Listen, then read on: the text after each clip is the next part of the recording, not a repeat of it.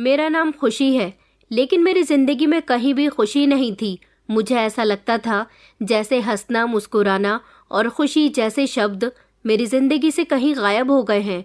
अरे करमजली, कब तू हमारा पीछा छोड़ेगी? पता नहीं कब तेरी मनहूस सूरत हमसे दूर होगी। मेरी ताई जी ने नफरत से और चिल्लाकर कहा। मैं अपने आंसू साफ कर रही थी और मन ही मन में सोच रही थी कि क्या मेरे भाग्य में ही ये सब कुछ लिखा हुआ था? क्यों मेरे माता पिता मुझे छोड़कर चले गए? अगर वो लोग मुझे छोड़कर जाना ही चाहते थे तो फिर अपनी बेटी को किसी ऐसे इंसान के हवाले करके जाते जो उसका ख्याल रखता। इस घर में तो बचपन से ही मेरे साथ बहुत बुरा सुलूक होता आया था। मैं रोती थी और प्रार्थना करती थी कि मरने से पहले मेरे माता पिता मुझे अपने साथ क्यों नहीं ले गए। मैंने अपने पिता को तो नहीं देखा था क्योंकि मेरे पिता मेरे जन्म से 2 महीने पहले मर गए। दरअसल मेरे मम्मी पापा एक दूसरे से बहुत प्यार करते थे। जब मेरे पापा और मम्मी की शादी हुई तो पापा को बड़ी बीमारी ने घेर लिया। पापा हमेशा बीमार रहते थे। मम्मी हमेशा उनके ठीक होने की प्रार्थना करती रहती थी। पापा हमेशा यही कहते थे कि मैं इस दुनिया से चला जाऊंगा। मुझे ऐसा लगता है मैं ज्यादा समय तक नहीं बचूंगा, मगर मम्मी कहती थी कि ऐसा मत कहा करो, मैं आपसे बहुत मोहब्बत करती हूँ।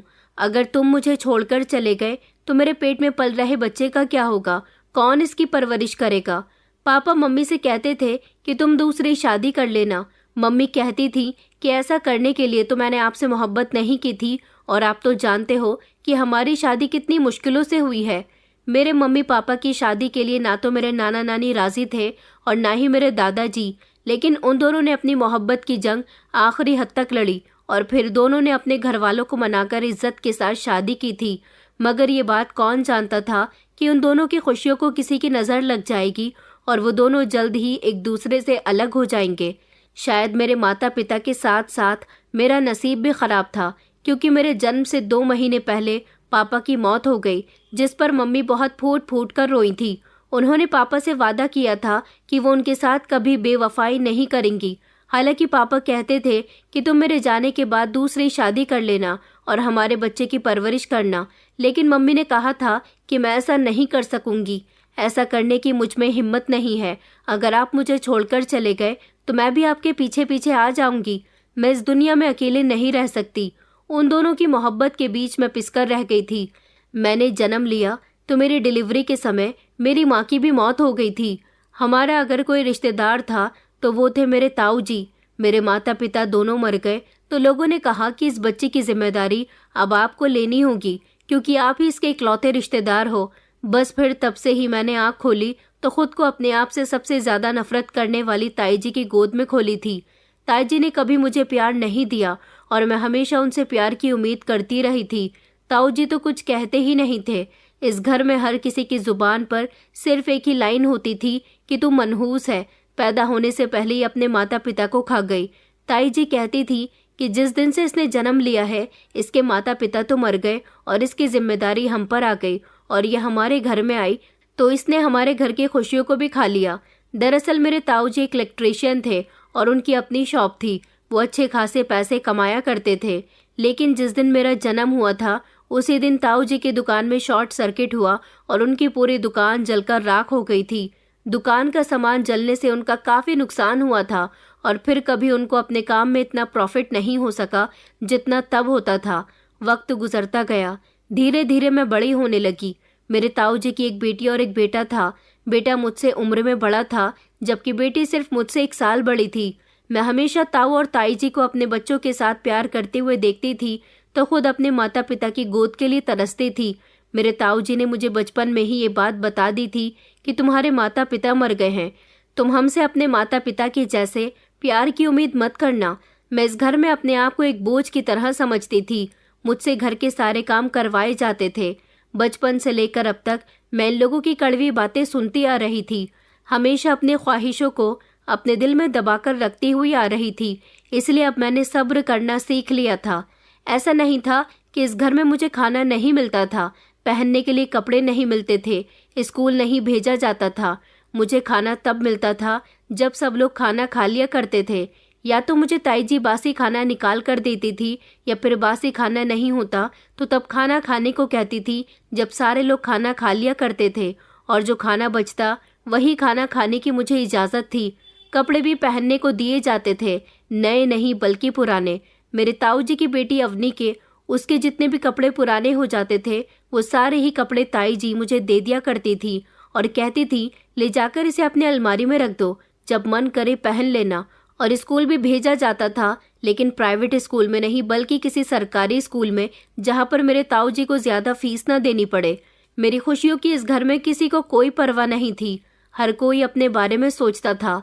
इतना भी ये सब कुछ जो मेरे साथ होता था वो सिर्फ लोगों को दिखाने के लिए किया जाता था, ताकि कोई मेरे ताऊ जी और ताई जी को ये ना कह सके कि उनसे इस लड़की की परवरिश नहीं की जा रही।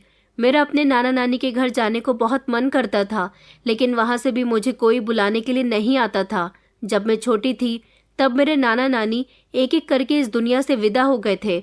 जब वो लोग जिंदा थे तब मैं कभी कभी अपने घर चली जाती थी, लेकिन जब मेरे मामा जी की शादियां हुई तो मामियों को भी मेरा आना वहाँ पर पसंद नहीं हुआ, इसलिए वहाँ से भी मेरा आना जाना खत्म हो चुका था।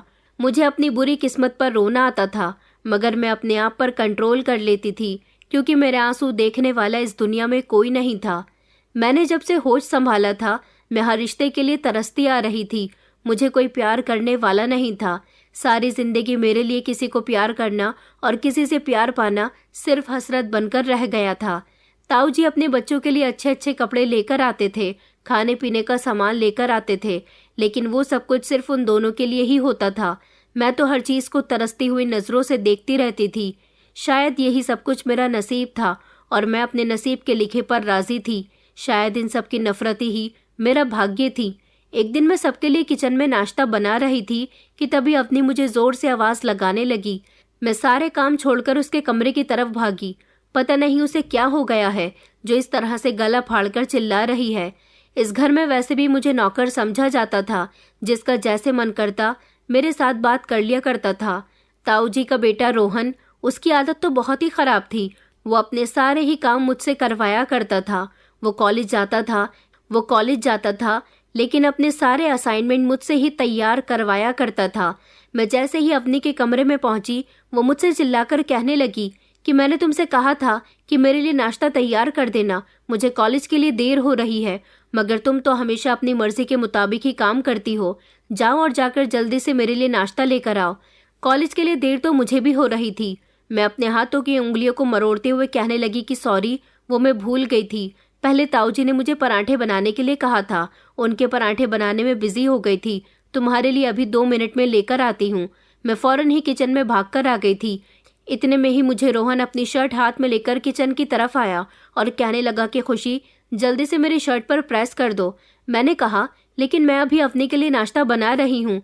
वो कहने लगा कि उसके सारे काम छोड़ दो, तुम्हें पता है ना कि वो देर से कॉलेज जाती है, सबसे पहले मैं जाता हूँ, इसलिए पहले मेरा काम करो। मैंने पराठे बनाए और मैं जल्दी से रोहन की शर्ट लेकर उसे प्रेस करने के लिए चली गई। थोड़ी देर गुजरी कि फिर से अवनी के चिल्लाने की आवाज आई, अरे कहाँ मर गई हो, नाश्ता लेकर आओगी या नहीं? मुझे तो लगता है कि आज मुझे भूखे पेट ही कॉलेज जाना पड़ेगा। मैंने जल्दी जल्दी उल्टी सीधी रोहन की शर्ट पर प्रेस की और उसे उसकी शर्ट देने के बाद फौरन ही किचन में चली गई। फिर ताई जी किचन में आ गई और कहने लगी कि आज मुझे टाइम पर चाय मिलेगी या नहीं। मैंने कहा, ताई जी बस 2 मिनट रुक जाइए, मैं अवनी को उसका नाश्ता दे दूं, उसके बाद आपको चाय दे दूंगी। मैंने जल्दी जल्दी पराठे बनाया और नाश्ता तैयार करके अवनी के कमरे में देने के लिए चली गई। अवनी तो आग का गोला बनी बैठी थी। उसने चिल्लाते हुए कहा कि कहाँ रह गई थी, सुबह जल्दी उठा करो, तुम्हारी बहुत देर तक सोने की आदत हो गई है।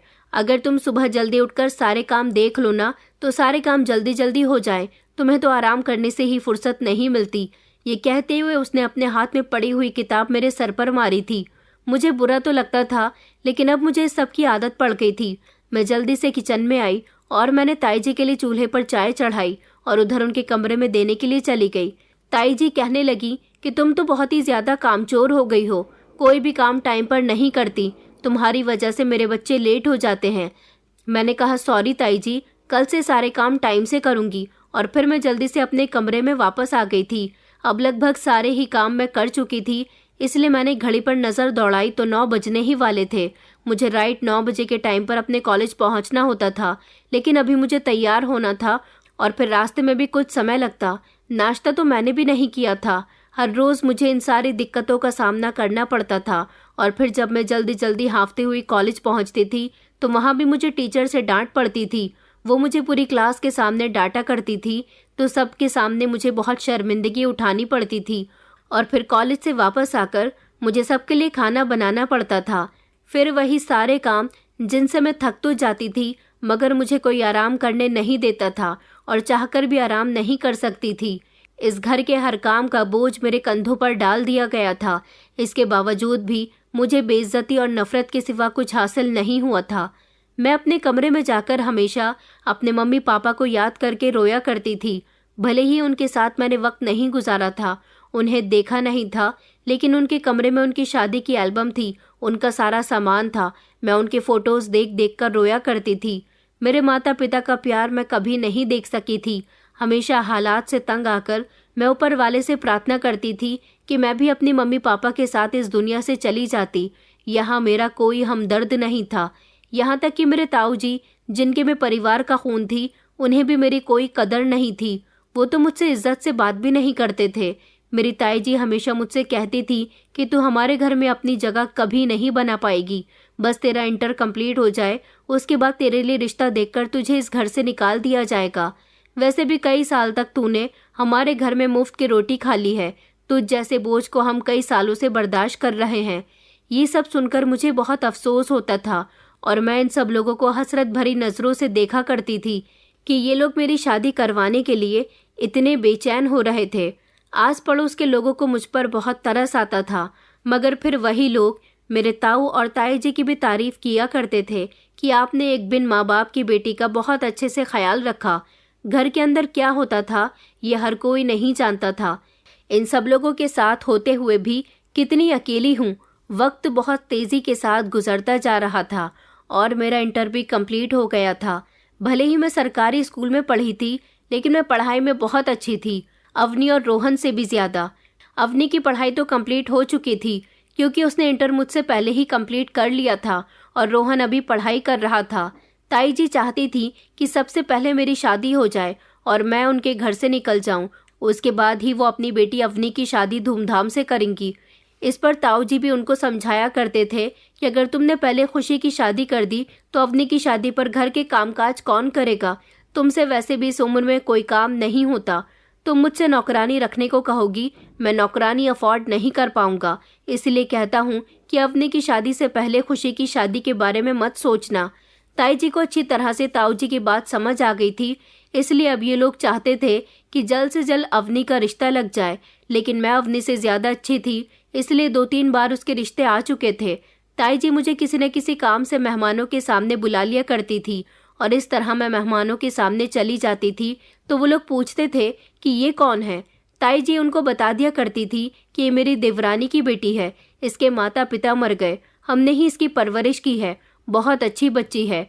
उन्होंने 1-2 बार मेरी उन लोगों के सामने तारीफ क्या कर दी कि उन्होंने उनकी बेटी को रिजेक्ट करके मुझे ही पसंद कर लिया था और इस पर ताई जी और अवनी बहुत भड़कती थी और फिर वो अपना गुस्सा मुझसे निकाला करती थी। कभी मुझे डांट पड़ती तो कभी अवनी के हाथ में जो भी चीज़ होती वो उसी को फेंक कर मुझ पर मार दिया करती थी।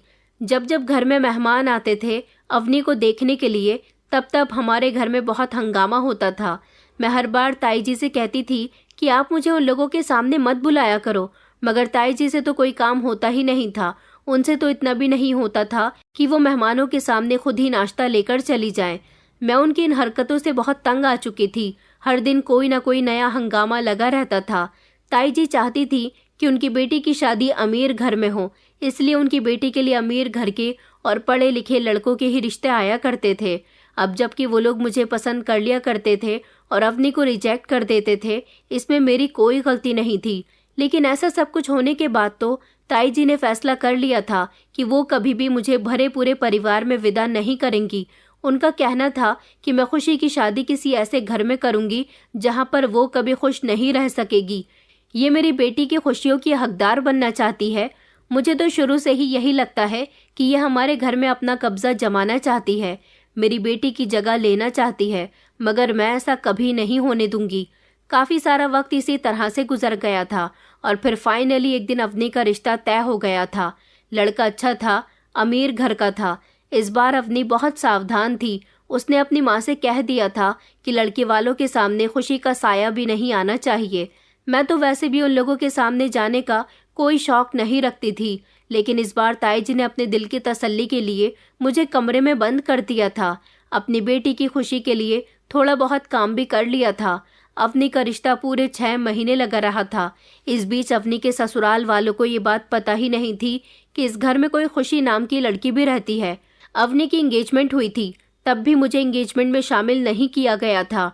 उसकी सगाई हॉल से ही की गई थी और सब लोग मुझे घर में अकेला छोड़कर चले गए थे। कुछ मेहमानों ने नोटिस किया था कि एंगेजमेंट में मैं शामिल नहीं हूँ। जब उनसे ये सवाल किया गया कि खुशी कहाँ है, तो ताऊ जी और ताई जी ने बताया था कि उसकी तबीयत ठीक नहीं है, वो घर पर आराम कर रही है। उसने यहाँ आने से इनकार कर दिया। ये सब कुछ मेरे दिल को बहुत तकलीफ पहुंचाता था, लेकिन मैं खुद पर कंट्रोल किया करती थी। और फिर फाइनली अवनी की शादी का दिन भी आ गया था। अवनी की शादी थी, लेकिन मुझे किसी तरह की कोई खुशी नहीं हो रही थी, क्योंकि मैं घर के सारे काम करने में इतनी बिजी थी कि कब घर में क्या हो रहा था मुझे कुछ पता ही नहीं चला। अवनी विदा होकर अपनी ससुराल जा चुकी थी। सबसे ज्यादा अफसोस मुझे इस बात पर था कि मेरी मम्मी की जब शादी हुई थी तब उनके पास बहुत सारा जेवर था। मेरी मम्मी का वो सारा जेवर ताई जी ने उसे मेरी मम्मी के मरने के बाद ही अपने कब्जे में कर लिया था, और वही सारा जेवर उन्होंने अवनी को उसकी शादी पर दे दिया था। मेरी माँ का जेवर भी मुझसे छीन लिया गया था। मैं अवनी की शादी वाले दिन बहुत रोई थी, क्योंकि इस घर में मेरी अपनी कोई भी चीज़ नहीं थी। अब हमारे आस पड़ोसी ताई जी से कहते थे कि अवनी की शादी तो हो गई है, अब आप लोग खुशी की शादी कब कर रहे हो। ताई जी कहती थी कि हम उसके लिए रिश्ता देख रहे हैं, बहुत जल्दी उसकी भी शादी कर देंगे।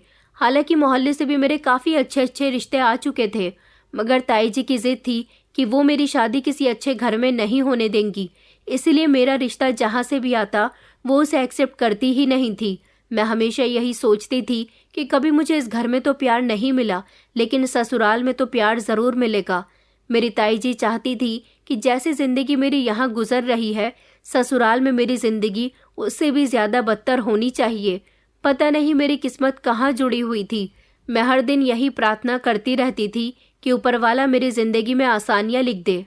फिर एक वक्त ऐसा आया जब मेरे लिए एक रिश्ता आया था, लेकिन इस रिश्ते के लिए ताऊ जी ने फौरन ही हाँ कर दी थी।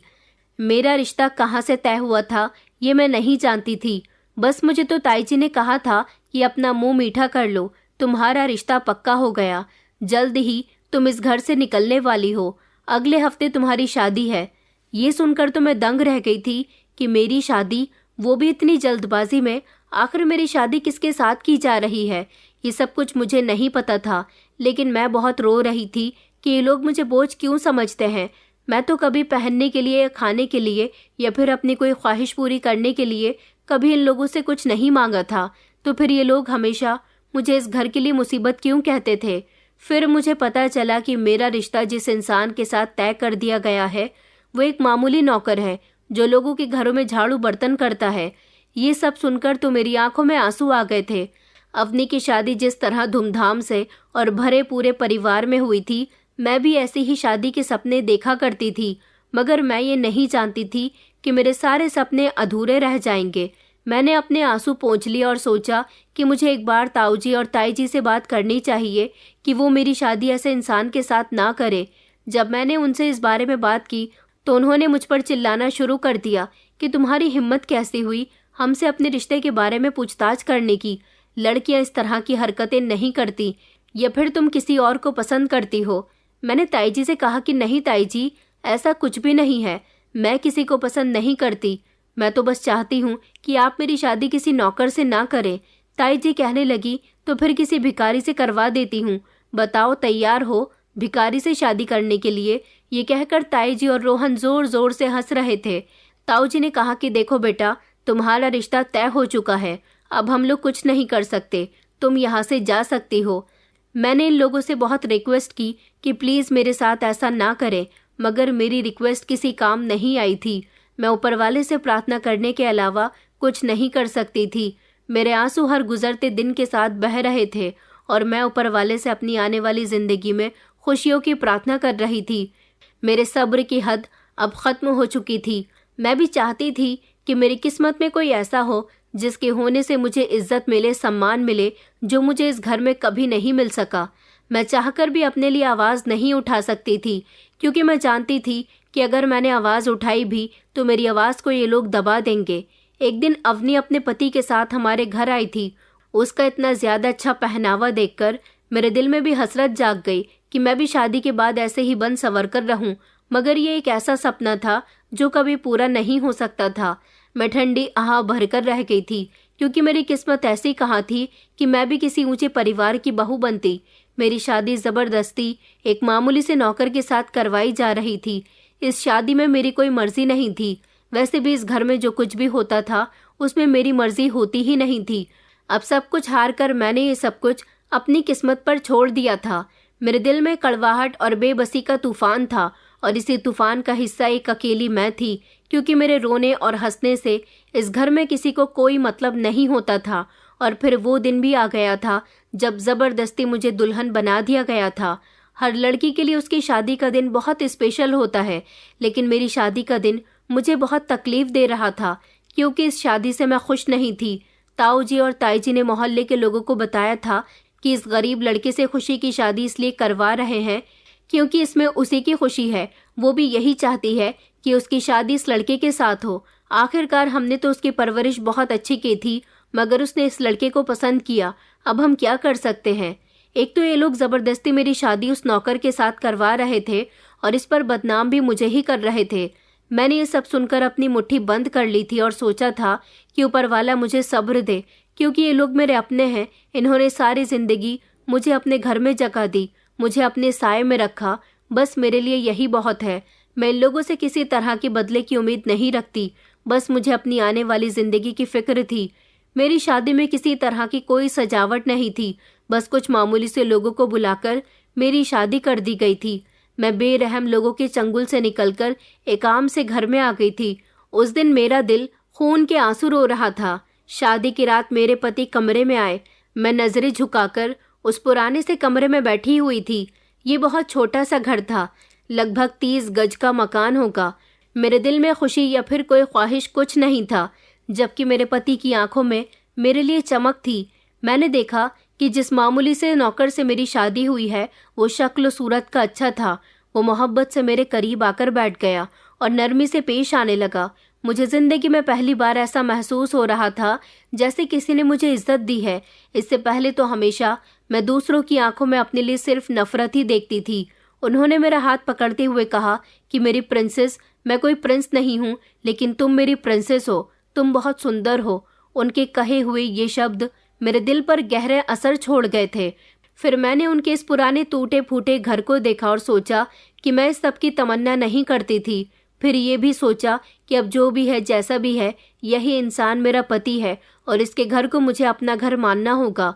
वो मेरी बहुत तारीफ कर रहे थे और उनके मीठे शब्द मेरे दिल में उतरते चले गए। पहली बार किसी ने मेरी इतनी तारीफ की थी। उनकी तारीफ से मुझे ऐसा लग रहा था जैसे मैं दुनिया की सबसे खुशकिस्मत लड़की हूँ। लेकिन न जाने क्यों मुझे उनके इस तरह से बात करने पर उस समय मेरी आंखों में आंसू आ गए। तो उन्होंने मुझे हंसाने की कोशिश की और मेरे रोने की वजह पूछी। तो वो कहने लगे कि अब तुम मेरे घर में आ गई हो, अब मैं तुम्हें कभी भी रोने नहीं दूंगा। उनका नाम प्रभास था। प्रभास ने कहा कि मैं तुम्हारे सारे दुख अपने नाम कर लूंगा, लेकिन तुम्हें कभी भी कोई तकलीफ नहीं होने दूंगा। प्रभास के लिए रिश्ता उसके पड़ोस वाली आंटी हमारे घर मेरे लिए लेकर आई थी, क्योंकि प्रभास का इस दुनिया में कोई नहीं था, बिल्कुल मेरी तरह। मैंने तो भले ही ताऊ जी के घर में अपनी जिंदगी गुजारी थी, लेकिन उन्होंने तो बचपन से लेकर अब तक अकेले ही खुद को संभाला था। यही वजह थी कि वो लोगों के घरों में जाकर काम किया करते थे और साथ साथ अपने घर का भी काम किया करते थे। ये भले ही टूटा फूटा घर था, लेकिन मेरे पति ने मेरे स्वागत के लिए इस घर को बहुत अच्छे से सजाया था। उन्होंने मुझसे वादा किया था कि मैं तुम्हारी जिंदगी को खुशियों से भर दूंगा। उनकी बातों से मुझे पहली बार हौसला मिला था। मैं जिस मोहब्बत के लिए आज तक इतना तरसती रही थी, मुझे वो मोहब्बत मेरे पति से मिली थी और इस तरह मेरी नई जिंदगी की शुरुआत हो चुकी थी, जिसमें मैं अपने पति के साथ बहुत खुश थी और सोचती थी कि मुझे दौलत का ऐशो आराम नहीं मिला तो क्या हुआ, मेरा पति तो मुझे बहुत इज्जत देता है, बहुत प्यार करता है, और एक औरत के लिए प्यार देने वाला और इज्जत देने वाला पति ही सबसे ज्यादा अमीर इंसान होता है। धीरे धीरे मैं अपने पति के साथ एडजस्ट हो गई थी। शादी के अगले हफ्ते वो मुझे मेरे ताऊ जी के घर लेकर गए थे। वहां पर उस दिन अवनी भी अपने पति के साथ आई हुई थी। अवनी ने मेरे सामने मेरे और मेरे पति का हुलिया देखकर हम दोनों की मजाक उड़ानी शुरू कर दी।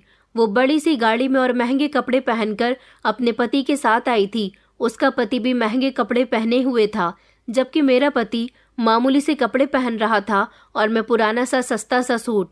अवनी ने कहा कि अरे अब तो तुम्हारी किस्मत में 4 चांद लग गए, जैसे तुम खुद हो ऐसा ही तुम्हें हमसफर मिल गया। ये कहकर वो जोर जोर से हंस रही थी, जबकि उसके साथ साथ घर के सभी लोग भी हंस रहे थे। मुझे इस बात पर गुस्सा आया।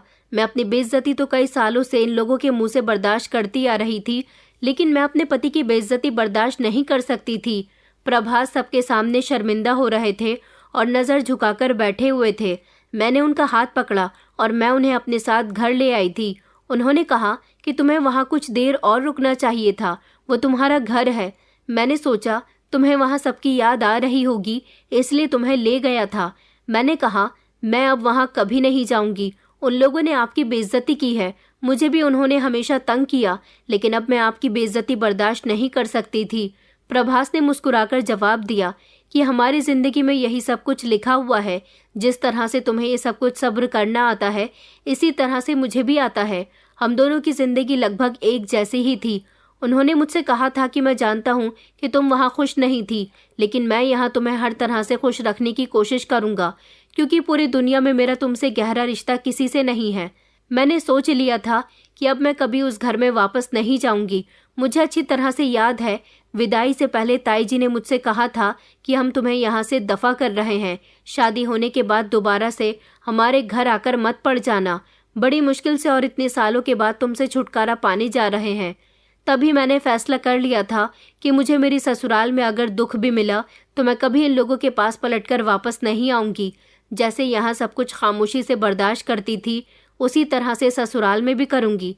लेकिन मुझे मेरा पति बहुत अच्छा मिल गया। मैं अपने आप को दुनिया की सबसे खुशकिस्मत लड़की समझती थी। अब मुझे किसी की कोई ज़रूरत नहीं थी। मेरे पति के अलावा और मेरे अलावा इस घर में कोई दूसरा नहीं रहता था। उनका ये टूटा फूटा घर उनकी स्थिति को अच्छी तरह से जाहिर करता था। ये घर भले ही छोटा था, टूटा फूटा था, लेकिन मैं यहाँ की मालकिन थी। मैंने अपने पति से कहा कि हमें इस घर की कंडीशन ठीक करनी चाहिए। मेरे पति ने मुस्कुराकर जवाब दिया कि मेरी प्रिंसेस, अब तुम आ गई हो ना, ये घर तुम्हारा है। तुम इस घर को जैसे चाहो वैसे सजाओ। इस घर में और इस घर की एक एक चीज पर अब तुम्हारा राज है। मैं अपने पति की इतनी खुशहाल बातों पर बहुत खुश होती थी।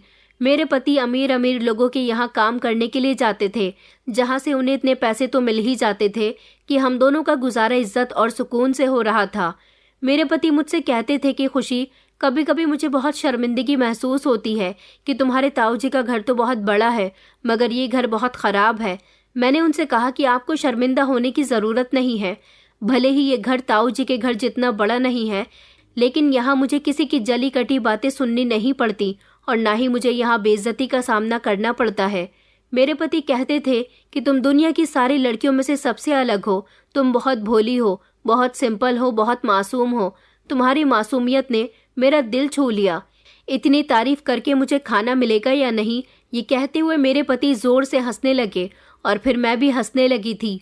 वो बहुत ही ज़्यादा मजाक करते थे। मैं यहाँ बहुत खुश थी। उन्हें मेरा हर काम बहुत पसंद आता था। वो हर काम में मेरी प्रशंसा किया करते थे। एक दिन उन्होंने मुझसे पूछा कि तुमने कहाँ तक पढ़ा है, तो मैंने उनको बताया कि मैंने इंटर किया है, लेकिन मैं आगे और पढ़ना चाहती थी। मुझे किसी ने आगे पढ़ने ही नहीं दिया। तो फिर मेरे पति ने कहा कि मेरी प्रिंसेस और आगे पढ़ना चाहती थी तो क्या हुआ, उसके ताऊजी ने उसे नहीं पढ़ाया तो उसका प्रिंस तो है ना। उसके सपने पूरे करने के लिए मैं तुम्हें आगे पढ़ाऊंगा। बताओ तुम क्या बनना चाहती हो। मुझसे तुम्हारे लिए जो हो सकेगा मैं वो सब कुछ करने के लिए तैयार हूँ। शर्त यह है कि तुम कभी मुझे छोड़कर मत जाना। मैं हमेशा तुम्हारा बन के रहना चाहता हूँ। उन्होंने मेरे दोनों हाथ थाम लिए और कहने लगे कि देखो खुशी, मैं सारी जिंदगी बहुत अकेला रहा हूँ। बिना किसी रिश्ते के मैंने अपनी जिंदगी गुजारी है और ये बात और मेरे जज्बात तुमसे बेहतर कोई नहीं जान सकता।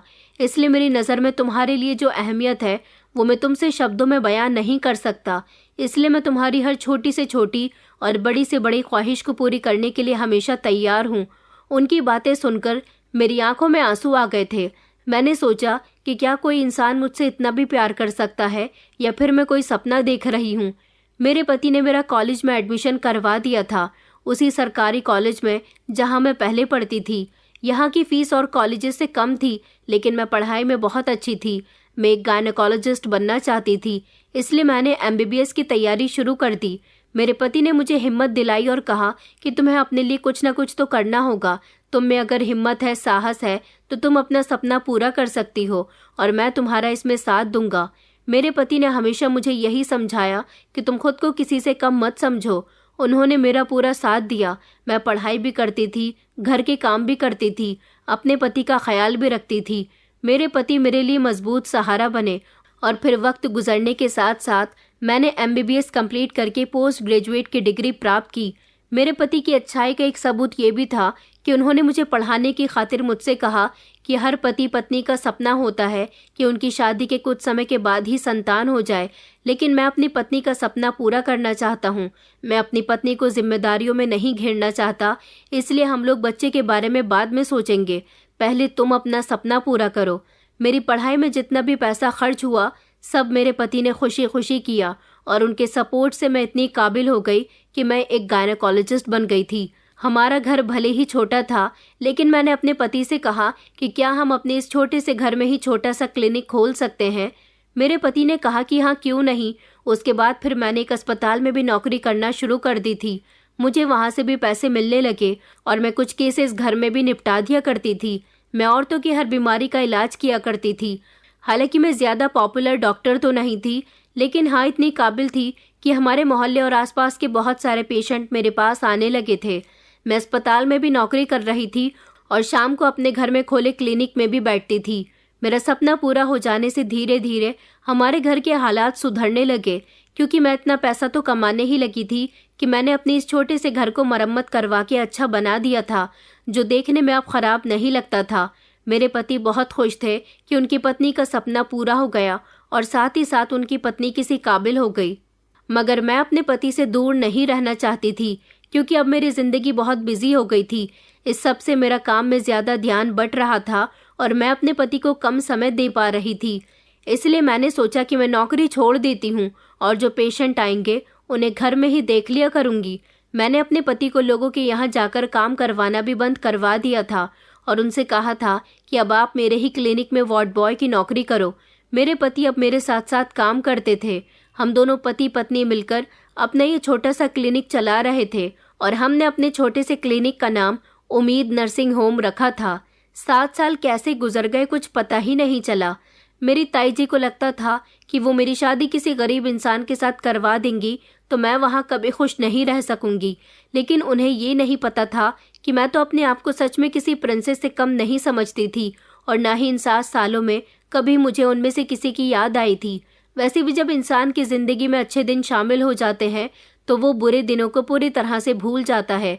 मेरे पास बहुत सारे केसेस आने लगे थे। मैं ज़्यादातर नॉर्मल डिलीवरी किया करती थी और अगर ऑपरेशन का कोई केस होता तो अपने सीनियर से कांटेक्ट करके उनके साथ अपने नर्सिंग होम में बच्चा डिलीवर किया करती थी। मेरा उम्मीद नर्सिंग होम शहर में काफ़ी चर्चा में था, क्योंकि मेरी काबिलियत के चर्चे पूरे शहर में हो गए थे। वो रात अभी भी मुझे याद है जब रात के 8 बजे से बारिश पड़ रही थी। इतनी तेज़ बारिश पड़ रही थी कि शहर के कई इलाकों में जल भराव हो चुका था। जगह जगह रास्ते बंद हो गए थे। बारिश थी कि रुकने का नाम ही नहीं ले रही थी। शहर के कई इलाकों में जाम लग चुका था। लोग परेशान हो रहे थे। बारिश भी पता नहीं उस रात क्या कह रही थी। हम दोनों भी जाग रहे थे और यही सोच रहे थे कि पता नहीं आज रात बारिश को क्या हुआ। देखते ही देखते रात के 3 बज गए थे। बारिश थमी तो अचानक हमारे दरवाजे पर दस्तक होने लगी। मैं घबरा गई थी कि इतनी बारिश में और रात के इस समय कौन आया है। मेरे पति ने कहा कि ज़रूर तुम्हारी कोई पेशेंट होगी, क्योंकि आसपास के इमरजेंसी के केसेस लोग मुझसे ही करवाया करते थे। मैं दरवाज़ा खोलने के लिए जाने लगी तो प्रभास ने मुझे रोक दिया और कहने लगे कि रुको, मैं दरवाज़ा खोलता हूँ। प्रभास दरवाज़ा खोलने के लिए गए और वापस आए तो उनके चेहरे पर एक अजीब सी हैरानी थी। उन्होंने कहा कि तुम्हारे ही पेशेंट हैं, लेकिन कौन है ये तुम बाहर आकर देख लो। मैं फ़ौरन ही कमरे से बाहर निकली और जैसे ही सामने की तरफ देखा तो ये देखकर मेरे पैरों तले से ज़मीन निकल गई कि एक औरत थी और उसकी बाहों में अवनी थी जो दर्द से चिल्ला रही थी। इसका मतलब कि अवनी प्रेग्नेंट थी। उसको गोद में लेकर आने वाली औरत उसकी सास थी और उसका पति बाहर वाली बैठक में बैठा हुआ था, क्योंकि हम लोग जेंट्स को घर के अंदर आने की परमिशन नहीं देते थे। उस औरत ने मेरे आगे हाथ जोड़े और कहा कि मैडम, शहर में जगह जगह जाम लगा हुआ है। मेरी बहू का केस खराब हो गया। जहां पर बहू एडमिट थी, उस डॉक्टर ने इसकी डिलीवरी से इनकार कर दिया और कहा कि आप इसे कहीं और ले जाइए। अब आप ही बताइए कि मैं इतनी तेज बारिश में इसे कहाँ लेकर जाऊं। फिर मुझे कुछ लोगों ने आपके नर्सिंग होम के बारे में बताया तो मैं फौरन ही इसे यहाँ लेकर आ गई। मैं अवनी को देखकर घबरा गई थी। मैंने अवनी का चेकअप किया तो मुझे पता चला कि अगर उसकी डिलीवरी जल्द से जल्द नहीं की गई तो उसके बच्चे की जान को खतरा हो सकता है और साथ ही माँ की भी जान को खतरा होगा। ये केस मेरे लिए बहुत ही खतरनाक था, क्योंकि ये बच्चा अवनी को शादी के पूरे 6 साल बाद हो रहा था और उसकी प्रेगनेंसी को काफी टाइम हो चुका था। वो दर्द से चिल्ला रही थी, कभी होश में होती तो कभी बेहोश हो जाती। यहाँ तक कि ऐसी हालत में वो मुझे भी नहीं पहचान पाई थी। मैंने अपनी खास नर्स को फ़ोन किया जो मेरे पास ही नौकरी कर रही थी। उसका घर मेरे घर के पास में ही था, क्योंकि जब भी हमारे पास कोई डिलीवरी का केस आता था मैं उसे फ़ौरन ही फ़ोन कर देती थी और वो टाइम पर पहुंच जाती थी। मुझे उसकी मदद की ज़रूरत थी। वो आ गई तो हमने अवनी को रूम में ले लिया था और उसके घर वालों को बता दिया था कि अवनी की जान को खतरा हो सकता है, लेकिन फिर भी उसको बचाने की पूरी कोशिश करूंगी। अवनी की सास ने फ़ोन करके ताई जी को भी सब कुछ बता दिया था। ताई जी को जब पता चला कि अवनी को पास के ही छोटे से नर्सिंग होम में लाया गया है तो वो कहने लगी कि कुछ भी करके मेरी बेटी की जान बच जानी चाहिए।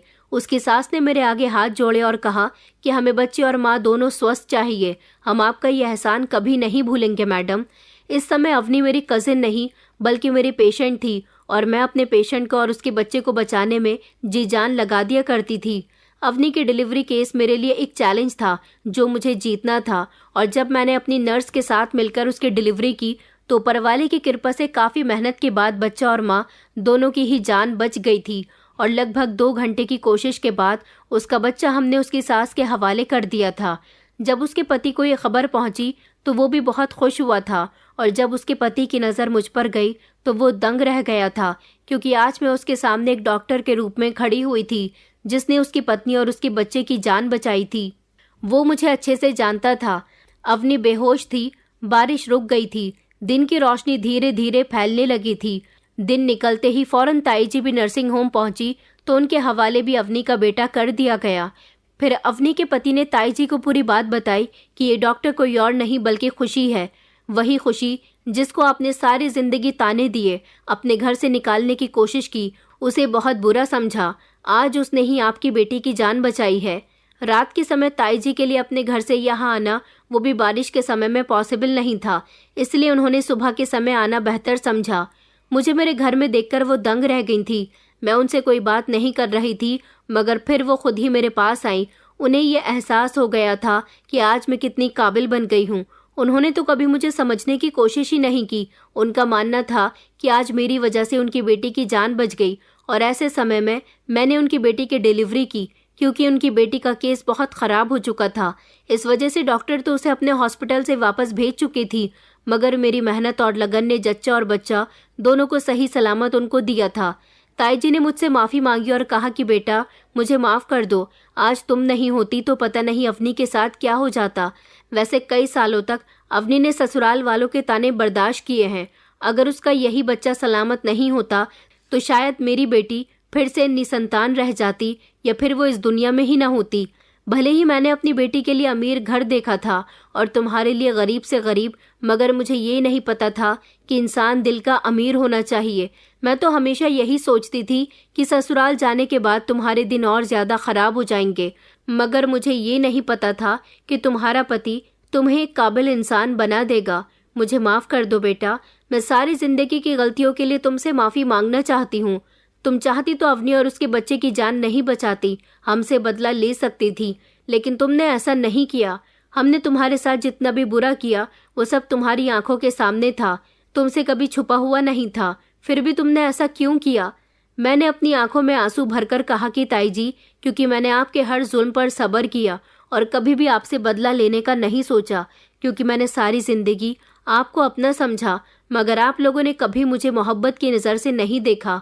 जो मोहब्बत मुझे आप सब लोगों से नहीं मिली, वो मोहब्बत और इज्जत मुझे अकेले मेरे पति ने दी। मेरी पढ़ाई दोबारा से शुरू करवाई और अपनी मेहनत की कमाई से मुझे डॉक्टर बनाया। आज मेरे पास मेरे पति के होते हुए सब कुछ है। ताई जी मेरे सामने हाथ जोड़कर रो रही थी और अपने किए की माफ़ी मांग रही थी। मैंने उनके दोनों हाथों को पकड़ा और कहा कि ताई जी, मैंने आपको माफ़ कर दिया। ये कहकर मैं अपने पति के साथ काम में बिजी हो गई थी। अवनी को होश आया तो उसे भी सब कुछ बता दिया गया था। वो मुझसे बहुत खुश हुई थी और उसने भी मुझसे अपनी गलतियों की माफ़ी मांगी थी। ताऊ जी भी मेरे घर पर आ गए थे और उन्होंने भी मुझसे माफ़ी मांगी थी, लेकिन मुझे किसी की माफ़ी की ज़रूरत नहीं थी। ऊपर वाले ने मेरे दिन बदल दिए थे, यही मेरे लिए बहुत था। दोस्तों, उम्मीद करती हूँ आपको हमारी कहानी पसंद आई होगी। कहानी पसंद आई है तो वीडियो को लाइक करें, चैनल पर नए हैं तो चैनल को सब्सक्राइब करें और हाँ, नोटिफिकेशन बेल को ज़रूर दबाएं ताकि अगली अपडेट सबसे पहले आपको मिले।